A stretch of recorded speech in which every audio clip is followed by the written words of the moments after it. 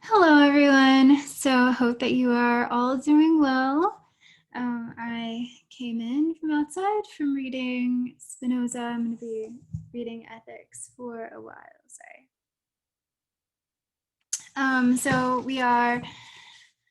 I am committed to continuing going through the chapters of The Disappearance of Rituals by Byung-Chul. I don't think these videos are very popular, but I don't care because this is my favorite book of his, and I think all the chapters and all of his sentences are interesting and worth thinking about. So this is chapter 3, The Rituals of Closure. So I want us to think about the themes in however much we get through. What are the themes? What is his we need to try to figure out construct his line of argument, and think about the questions what he says raises, and what we agree and disagree with. So that's what we're doing.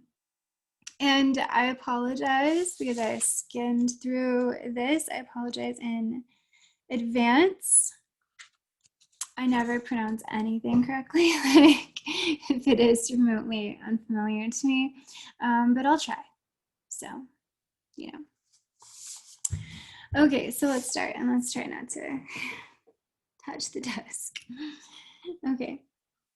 In a present characterized by an excess of openings and dissolving boundaries. So remember, he's talking about what could relate to social media and sort of the revealing of the public.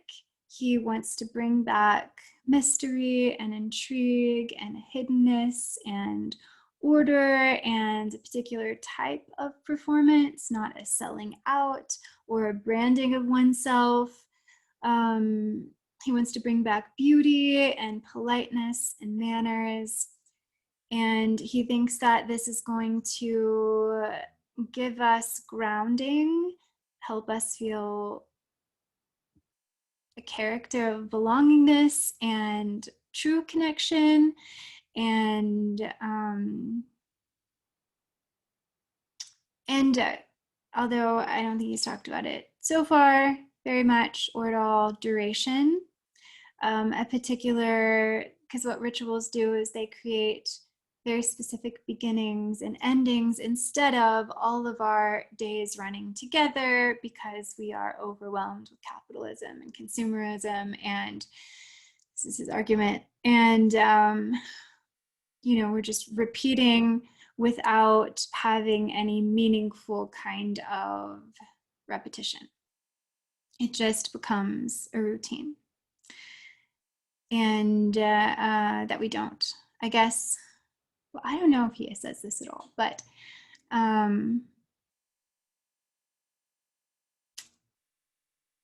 someone that I was reading recently talks about, I think it's Heidegger. I was rereading some of his introduction because it's in my Continental Reader that I just received. Kind of going through that, even though I've already read Being in Time is in that. He talks about how we are pre-reflective. And so I think Byung-Chul Han would probably agree with that. Okay, so rituals of closure. What does he mean by closure? Why is he using that word? And this means that life is becoming a purely additive process. So we're just taking in more and more information. It's so easy to get information on the internet now. We're just acquiring days, we're acquiring whatever we acquire, and it adds up, but it doesn't have any mythology to it. It doesn't have any organization to it.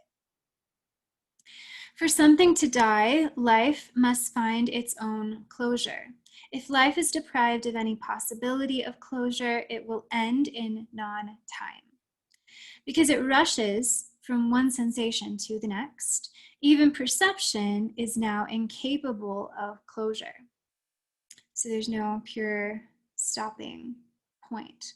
We just stop binging on Netflix when we get tired or sleepy or want to force ourselves to actually go to sleep.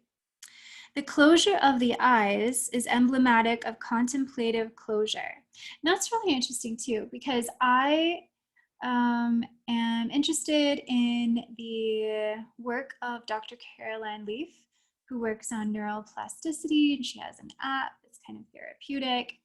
And she talks about when we close our eyes, we see the big picture of something. And when we open our eyes, we see the details. And so we always need to have a balance. And so that's where closing our eyes to, you know, take a 10-second pause and breathe, etc., can help sort of swing the pendulum from sort of obsessive, incessant thoughts. The flood of images and information makes closure of the eyes impossible. In the absence of the negativity of closure, what emerges is an endless addition and accumulation of the same, an excess of positivity, an excrescent proliferation of information and communication. Where everything is connected, no closure is possible. The loss, so if you think about closures of intimacy and families, you have a hierarchy or a priority of relationships. And so we might ask how social media sort of infiltrates that and sort of weakens the bonds of priority. The loss of forms of completion that accompanies overproduction and overconsumption leads to systemic collapse. And that's where he thinks that we're going. He thinks that we're going faster and faster with our progress and our technology and just being more and more and more productive, that everything's going to kind of spin out into nothingness. The neoliberal imperative of optimization and performance does not allow for any completion. Everything is provisional and incomplete. Nothing is final and conclusive. It is not only computer software that is subject to the compulsion of optimization. All areas of life are subordinated to its dictates, even education. Lifelong learning does not involve completion. It amounts only to lifelong production. I'm just smiling because that's me. Okay. I'd like to know a little more what he thinks about that. Because isn't it good to continue on? I don't know.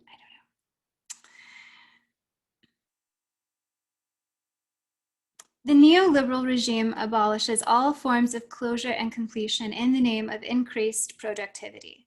The we that is capable of joint action is also a form of closure. Today, it disintegrates into egos who voluntarily exploit themselves as entrepreneurs of their own selves. Ties and bonds as forms of closure are also increasingly cut. Flexibility is enforced by the ruthless destruction of bonds. So you think about how if you take your work home with you, you're expected to work weekends, you're expected to be flexible at your work. There's no clear division between work time and your time, leisure time. The isolated subject of performance exploits itself most efficiently when it remains open to everything. In other words, when it is flexible. The inability to bring about closure is connected with narcissism. So the inability to bring about closure is connected with narcissism. The narcissistic subject feels itself most intensely not in what it does, in the work completed, but in ongoing performance. What is done, what is completed, exists as an independent, finished object, something independent of the producing subject self. Thus, the subject avoids bringing anything to completion. Quote, continual escalation of expectations so that present behavior is never fulfilling is a lack of closure. The sense of having reached a goal is avoided because the experiences would be then objectified. They would have a shape, a form, and so exist independently of oneself. Thus, the quality of a narcissistic impulse is that it must be a continual subjective state, end quote.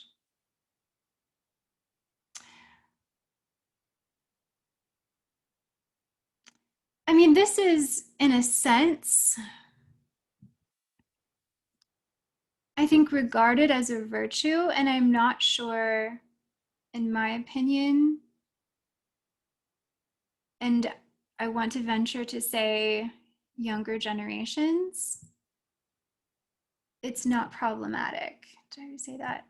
That probably wasn't a grammatically correct sentence. I lost my connection between the words, or the structure. But you know, because this idea of being a student of life and always learning something new and never feeling like you are going to stop learning.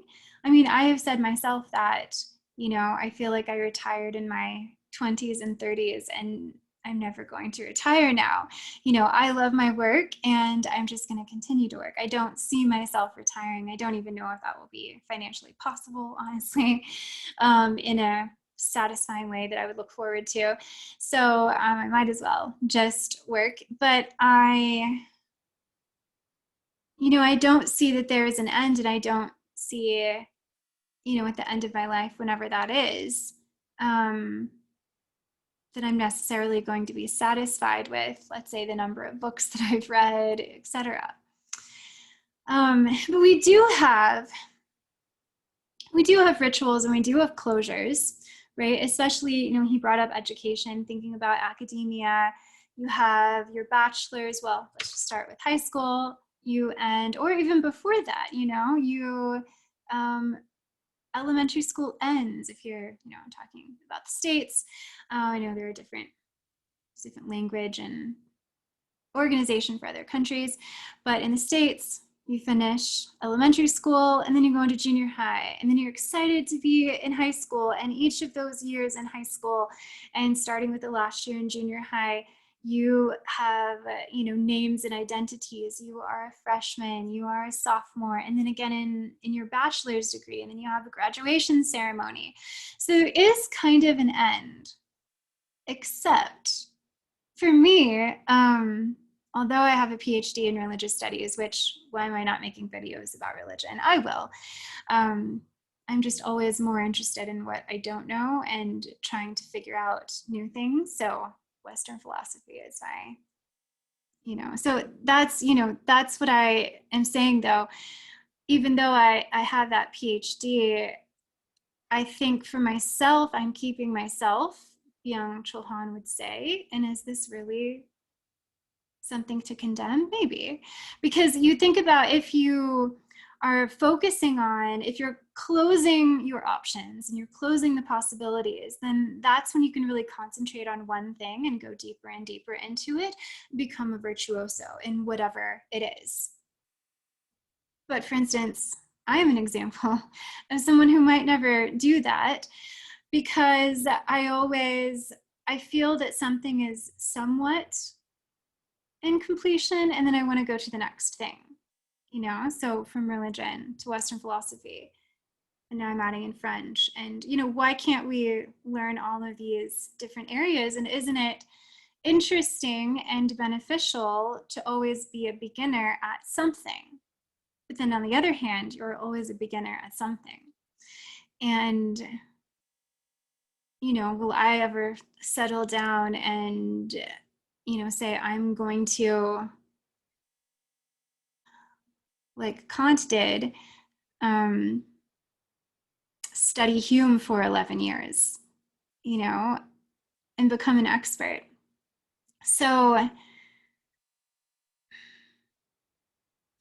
but again, I mean, if he's talking about history and in the past and going back to a certain kind of orderly, ritualistic kind of culture or way of life, what about the idea of the Renaissance person? So I don't know. So I think there's a lot to unpack and dialogue with. That's all. That's all I'm saying. But I do maybe see his point. But there are different ways of being and different ways of living, and he clearly is cautionary about one of those ways. Where was I? Okay, I think maybe this quote. No. Okay, this is back to him. The excessive opening, and I'm on page 29 if you happen to have this book and you're reading long. The excessive opening up and removal of boundaries is present at all levels of society. And I don't even know if we've gotten to the point, if we've reached the point where we have experienced and truly explored removal of boundaries. I mean, if you think about,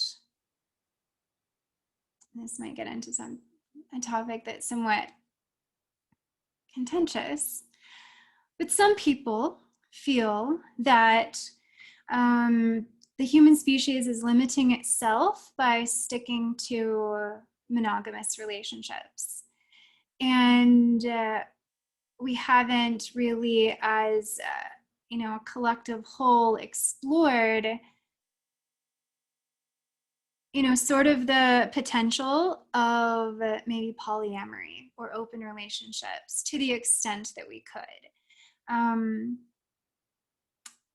I would say that most people in the world are, in a sense, keeping with tradition and getting married and having families and going through childbirth.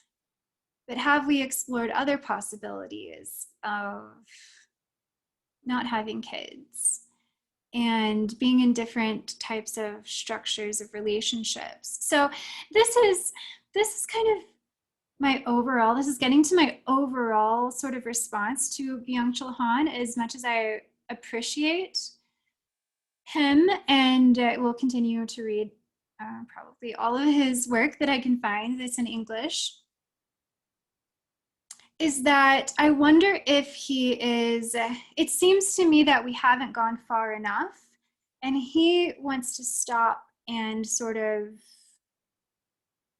not really regress us, but kind of like, for instance, if you think about how tendencies are in history are somewhat cyclical, right? Especially if you just kind of think about the progressive conservative dualism. So, whatever kind of you're shooting or pushing for in society, there will be, the pendulum will go back. It will eventually, because people will get tired of it. They'll start to reflect on it and critique it and want something different. And, I think it's interesting, like, is it, the 1960s and 70s were free love, and if you look at book covers from that time, they're a lot more sensational and even graphic than would be allowed in our century of the 20s. And if you think about the 1920s and the 1930s and 40s and 50s and the conservative kind of lifestyle and traditional lifestyle, and then it got more liberal and progressive, will that happen with this century? And so it seems to me that we are quite stuck in our conservative ways in a sense. And so this is what it surprises me, that Byung-Chul Han is already saying, oh no, we need to pause this. So I don't know if that makes sense. That's just kind of my thought. And it has nothing to do with, well,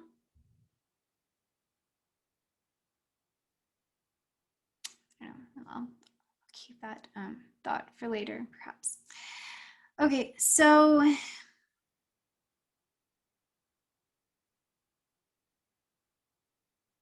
don't know if I read anything. Okay, just We'll read the sentence again. The excessive opening up and removal of boundaries is present at all levels of society. It is the imperative of neoliberalism. Globalization also dissolves all closed structures in order to accelerate the circulation of capital, commodities, and information. It removes boundaries, de-sites the world, turning it into a global market. A site is a form of closure. The global market is an off-site. Digital networks also abolish sites. The internet is an off-site too. It is not possible to dwell in it. We surf the net.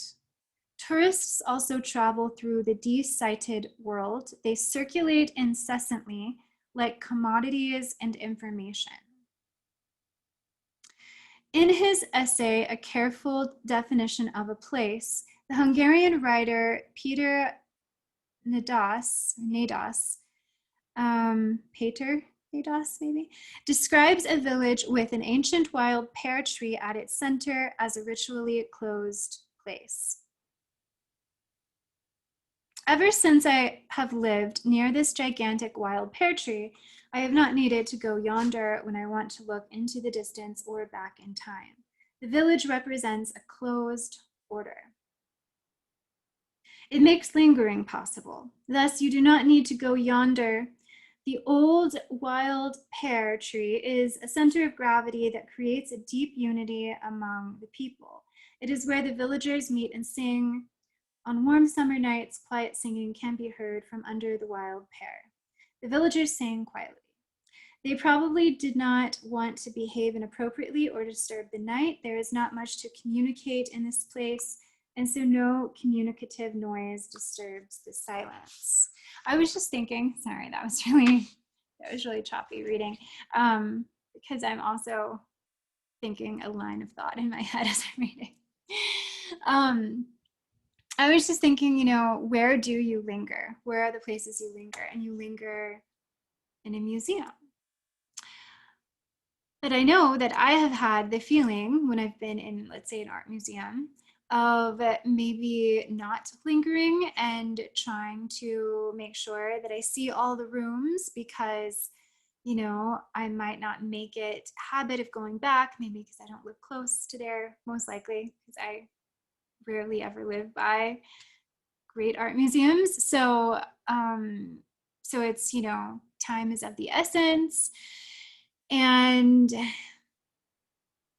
I'm not sure how much I get from it, so I think it is this idea of lingering and dwelling is kind of a mindset that he's talking about.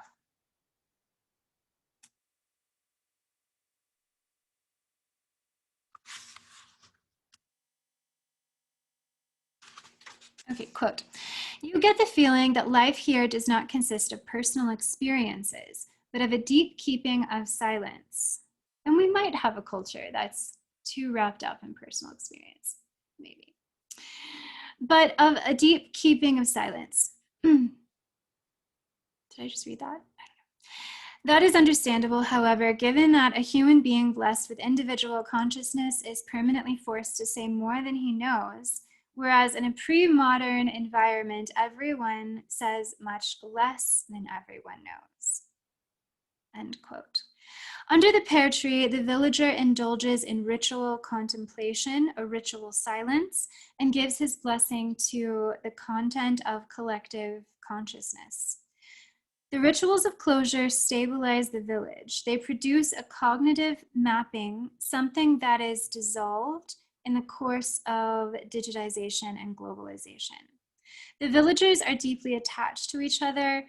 Perception as well as action takes on a collective form.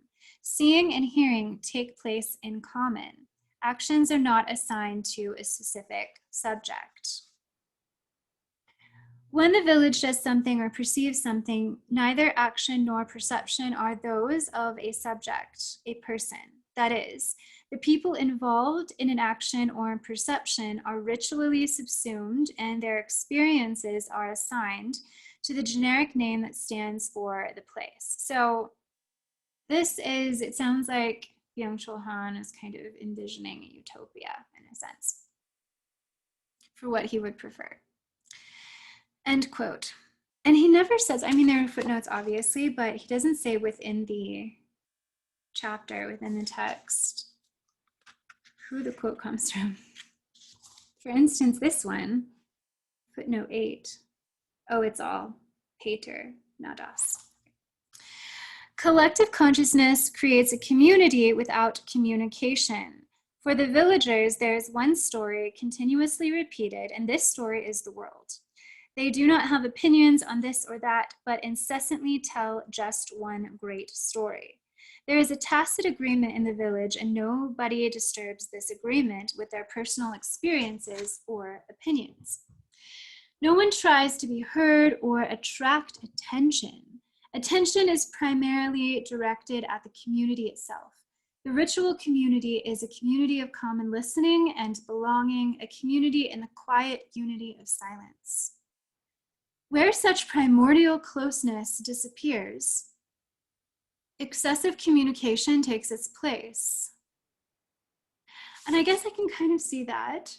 I suppose we do excessively communicate. If you think about the more popular YouTube channels that just get thousands and thousands of comments, what are people talking about? Everyone just has to say something. And sometimes, but somewhat less frequently than people just putting their own comment,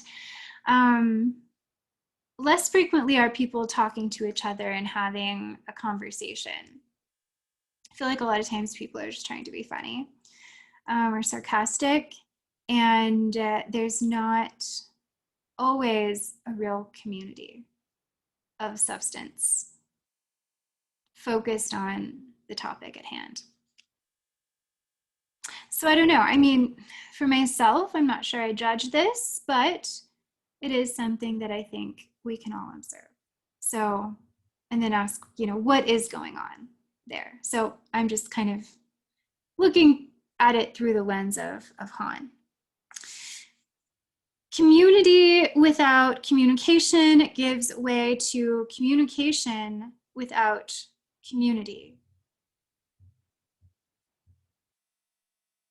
Okay, so that's what, when he says gives way, or when it translates to gives way,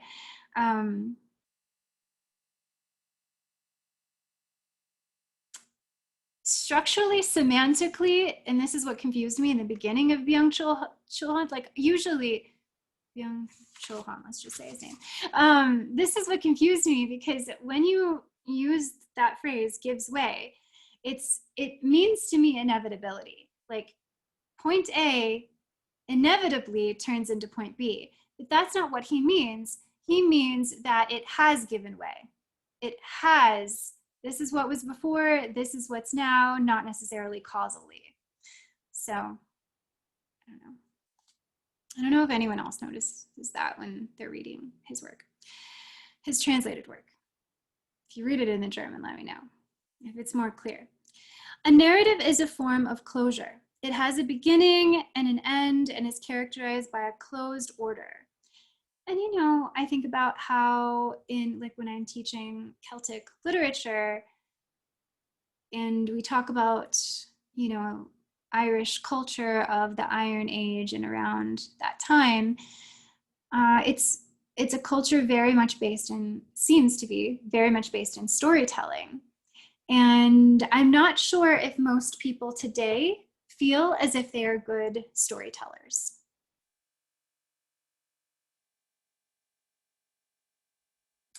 Information, by contrast, is additive, not narrative. It does not combine into a story, a song that could form the basis of meaning and identity. Information can only be endlessly accumulated. So endlessly accumulating experiences just kind of popped into my head. Beneath the old wild pear tree, silence rules. There's like a sense of rootedness in what he's talking about, because everything has already been told. Today, the noise of communication replaces the silence. And that's really interesting, everyone knowing the same story, because I often feel as if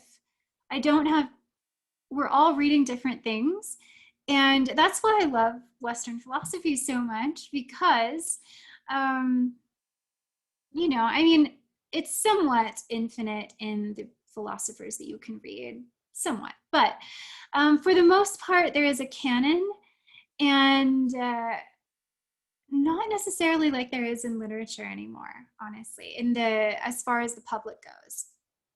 But the public understands the canon of Western philosophy, and so you can find people to talk about Nietzsche or Hegel or Heidegger. But otherwise, you know, about the novels that I'm reading, I can't always find people to talk about those novels, because we're not all reading the same thing and talking about the same thing, because there's an excess also of publications, of material that's published, and it becomes kind of chaotic and random what people are reading. And I'm not judging randomness, because often I feel like my pursuit of Western philosophy is somewhat random. Let's just say that. But in self-critique. So it does seem kind of utopic and nostalgic to be in a society and a culture where something comes out and we're all reading it and we're all talking about it. You know, like, okay, so for instance, I wish I wouldn't say like, but for instance, when I'm reading Proust, which I haven't been doing a lot lately, so I need to find a day where I can fit him in. In these aristocratic circles and families, there's always some new sculptor that's there, or there's an actress in a play, or there's, you know, there are these lines of literature and art that everyone is following. And so everyone always has something interesting to talk about, because the content is similar or the same, really. And I'm just not sure we have that today, unless we can all talk about what song is trending on TikTok, you know. So, but how much can you say about that?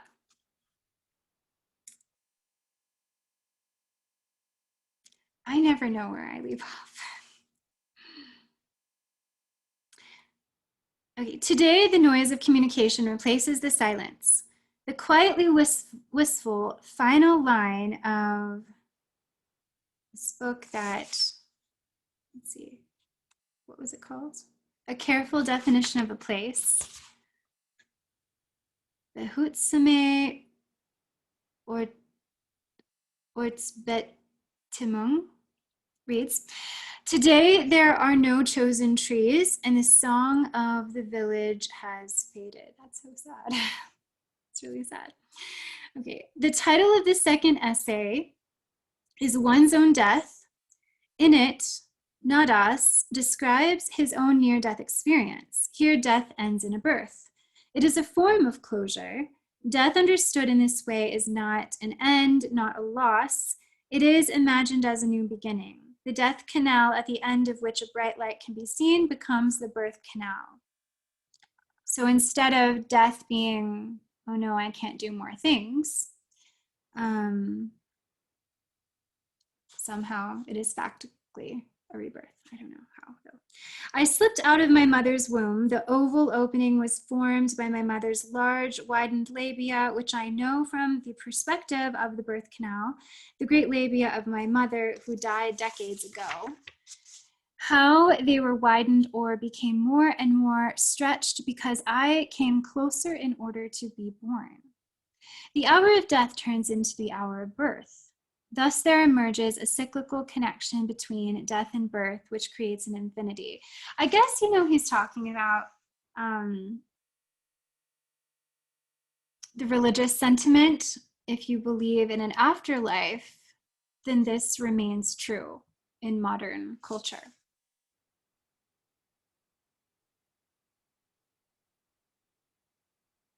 Human life is seen as analogous to that cyclical time embodied by the wild pear tree. The essay is itself literally enclosed by more than 150 photographs of the old wild pear tree, we know that Nádas, as if obsessed, took photos of the tree in all seasons. Taking photographs in this case is a ritual of closure. The photographs create a peculiar temporal feeling, a cyclical time, meaning a time that is closed in itself. Nádas's village is probably not a friendly sight. We should not expect to find hospitality in an archaic collective. See, and this sounds like he's critiquing hospitality. But previously, I thought he was talking about how we lack hospitality in our world. Why did I think that? He definitely said politeness, because I labeled one of my videos hospitality with the word hospitality.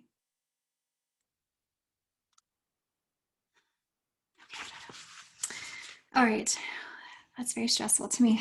Okay. Given the possibility of violence associated with a fundamentalist closure of sites, it would be naive to believe that closure is invariably positive.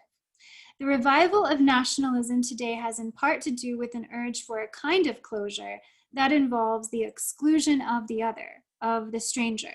We should not forget, however, that both the negativity of total closure and the positivity of excessive opening are forms of violence that lead to counter-violence.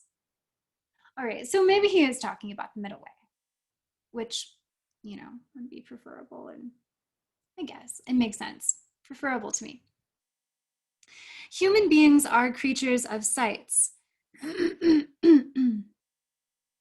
Dwelling, staying is only possible where there is a sight. But a creature of sights is not necessarily a sight fundamentalist. Being a creature of sights does not rule out hospitality. The destructive desighting of the world. So I would just tell myself to not take Byung-Chul Han so literally and wait for the middle, wait for the like reconciliation or the middle way. Maybe, I don't know.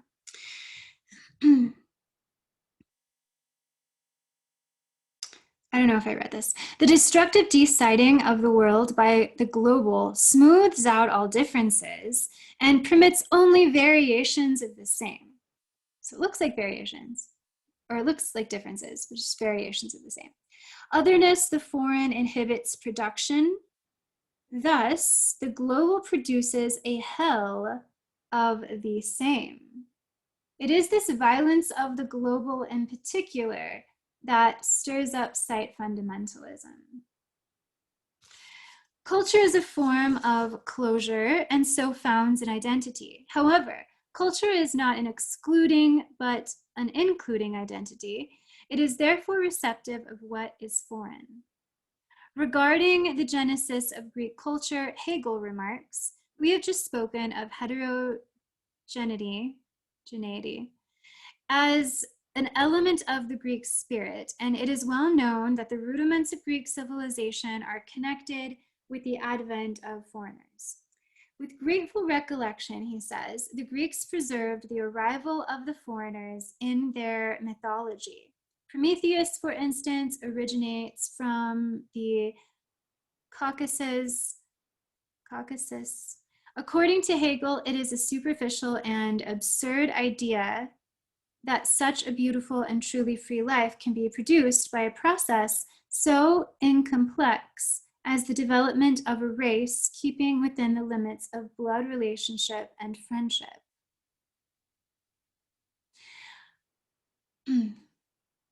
How liberating of Hegel. Rather, it is its inherent heterogeneity through which alone it acquires the power of realizing itself as spirit. Spirit is a closure, an enclosing power which, however, incorporates the other, the foreign. The inherent heterogeneity is constitutive of the formation of spirit, inasmuch as it mindlessly excludes what is foreign. The idea of the dominant culture or the light culture maybe, often evoked today is devoid of spirit. As a form of retrotopia, it is situated in the realm of the imaginary. Globalization de-sites culture. It perforates the boundaries of cultural spaces, collapsing them into a hyperculture, which I think he has a book entitled that I have and I've read somewhere there in my bookcase. Cultural spaces overlap and penetrate each other in juxtaposition without distance. A hypermarket of culture emerges. Hyperculture is a formula for cultural consumption. Culture is offered in commodity form. Like a rhizome, it spreads without boundaries, without center. Nádas's wild pear tree is precisely a symbol of a sited culture. It is the opposite of a rhizome. A de-sited hyperculture is additive. It is not a form of closure. Quote, the tree is filiation, but the rhizome is alliance. Uniquely alliance. The tree imposes the verb to be, but the fabric of the rhizome is the conjunction and. This conjunction carries enough force to shake and uproot the verb to be. Being is the verb for a site. The hypercultural logic of the and sublates it. The endless conjunction celebrated by Deleuze is ultimately destructive. It leads to a cancerous proliferation of the same, even to the hell of the same. That's an interesting critique of Deleuze. I haven't read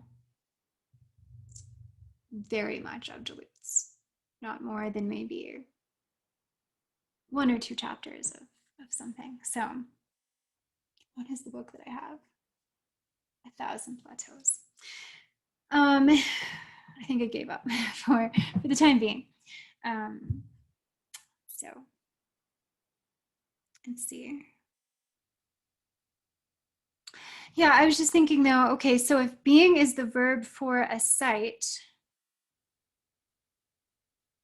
I wonder if we should stop soon. I'm feeling like I should have stopped earlier. This is kind of getting into something different a little bit, or a different level.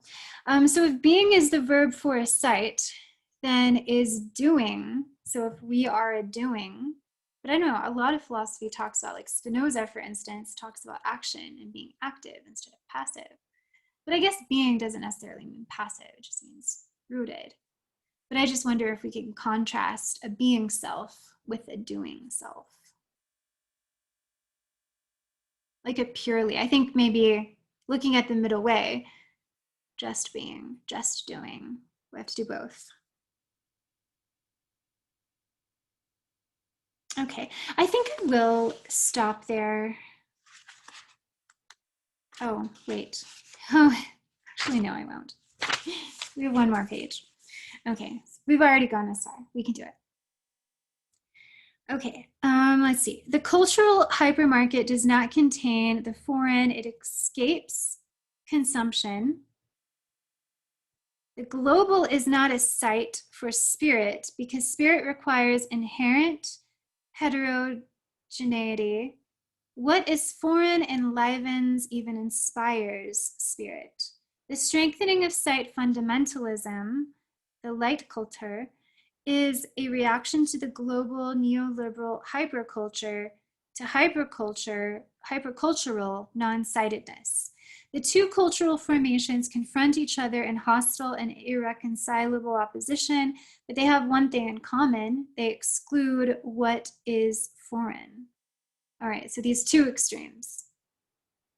We don't want to exclude what is foreign, but we can't think that it might be obvious that extremely closed sites excludes the other. But he's looking at the other extreme of this globalization, which is making sort of a mass of the same and also not allowing for the other. which I think I can see. Kind of the horseshoe, right?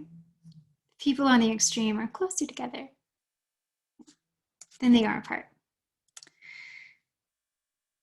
Most of all, the abolition of rituals removes autonomous time. This time is familiar to us from the various stages of life. Quote, we are all familiar with this autonomous time, as we may call it, from our own experience of life. Childhood, youth, maturity, old age, and death are all basic forms of such autonomous time. The time that allows us to be young or old is not clock time at all, and there is obviously something discontinuous about it. So I wonder if that's a contrast. So the idea, the dualism of being young and old, that, I mean, is clock time, is he critiquing clock time? It seems like clock time he would critique.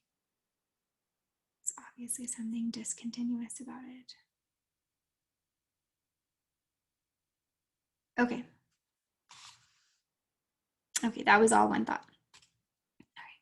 Rituals give form to the essential transitions of life. They are forms of closure. Without them, we slip through. Thus, we age without growing old, or we remain infantile consumers who never become adults. Calling out millennials, I don't know. The discontinuity of autonomous time gives way to the continuity of production and consumption. Okay, so discontinuous is good. Rites of passage give structure to life in the same way seasons do. Whoever passes a certain threshold has concluded a phase of life and enters into a new one. That's interesting because I'm thinking about how a lack of alignment with nature keeps us from living with the seasons. For instance, if we turn on all the lights at night, we are not in alignment really with the night because our day is still flooded with light that helps us see and do whatever we're doing. In the winter, if we don't go outside as much and we stay inside and we turn on our heaters, then we're not in alignment with the seasons because we don't notice that it becomes cold. There's nothing really to store up in anticipation of the winter if we are not in alignment with the seasons, unless you live in a place that's far from a grocery store and you're trying to store up because the roads are treacherous. That might be another thing. Just thinking about the modern world. But in a way, if you try to bring back some of that alignment with nature and seasons, I don't know why. Camera is just super, I feel like my skin is super red. Oh well, doesn't matter. I don't know how to change that. Let's see, is it like the focus or? No, okay, it's fine. I'm not orange, but. Okay, so for instance, personally, I am trying to, I don't know if I've mentioned this before on this channel, I'm trying to reset my circadian rhythm. I mean, I have been for a little while now during the summer to deal with my chronic insomnia, which let me tell you how horrible that is when you're dealing with it. And it's working. So what I need to do is be a Luddite. I am. I wake up I wake up whenever I wake up. I don't exactly set an alarm. But I do go outside almost immediately after I wake up and I sun gaze. I'm out on my balcony. I'm fortunate enough to have a balcony. Even though I'm stuck in a 1-bedroom apartment, it's fine. But I can see the sun once it rises above the building that's in front of me. And my eyes are getting photons, and so it's telling my body, hey, it's morning. you know? And so when it gets dark outside, I don't turn on any lights. I have these little night lights that automatically turn on in a very like warm, dim way when it gets dark. Oh, and we have 10 minutes. Oh dear. Okay. That's fine. That's right. Okay. Yeah, so I don't turn on any lights. So I know though that that's fine in the summer. It doesn't get dark here until where I am until 8 o'clock. So now it's 6. I have 2.5 more hours pretty much of light. And this is usually when I turn off tech. We're almost done, so it's all good. But I know it's going to be difficult for me in the winter time because I'm not going to want to go out on my balcony when it's cold, although I am planning right now and forcing myself to. And it's going to get dark at 5:30, maybe even sooner than that. I can't remember. I've been here for 3 years. But so I'm storing up activities in my mind to do. For instance, I enjoy chanting Sanskrit chants in the morning and at night. So I can entertain myself without technology by if I memorize those chants, you know, the more chants that I memorize. So I'm thinking about how I'm going to fill my time, because I'm not going to bed at 5:30 or earlier, how I'm going to fill my time without technology, because I don't want any artificial light coming into my eyes. So in a way, I feel like I'm more in alignment than I have ever been in my entire lifetime, because, you know, even though I am an elder millennial, and so my childhood was through the 80s and 90s, you know, we still had electricity, right? Like we still turned on the light, we still watched TV. And so, you know, so I've never done this, what I'm doing now. And it's very interesting. Okay, let's see if we can get through this last paragraph. There's only one more paragraph. And then the next chapter is festivals and religion. Okay, rites of passage give structure to life in the same way seasons do. Whoever passes a certain threshold has concluded a phase of life and enters into a new one. So I'm thinking about, you know, the transition from maiden to mother to crone. Thresholds as transitions give a rhythm to, articulate, and even narrate space and time. They make possible a deep experience of order. Thresholds are temporally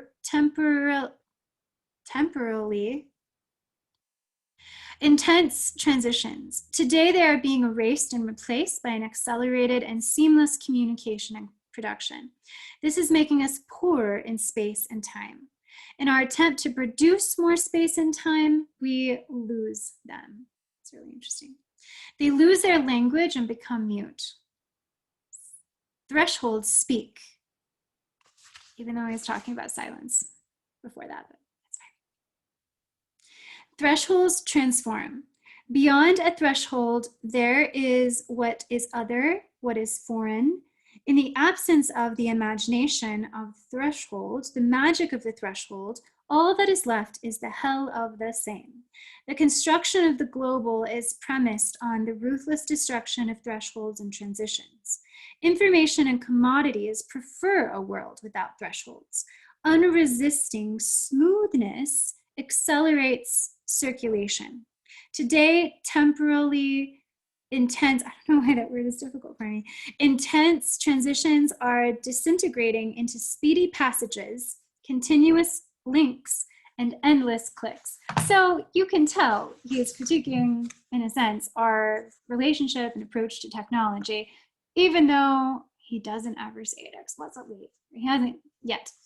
That's not what this book is about, I guess. But it just, everything he says makes me think of technology. Maybe that's me. All right, thank you. What can we say in the last 5 minutes that Anchor FM is giving me to record this? You know, it was called, the chapter is called Rituals of Closure, talking about sites. I mean, I think the main metaphor that sticks out for me is the wild pear tree and the idea of lingering and dwelling. And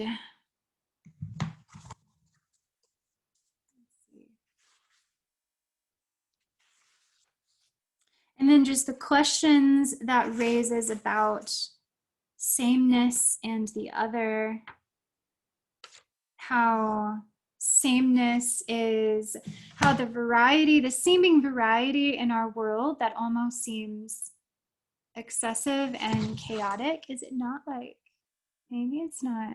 Oh, that's very much not focused. Okay. Is Han is saying that it's deceptive, it's just becoming variations of the same. So I don't know if I'd exactly agree with that. But I have commented in the past how creepy it feels that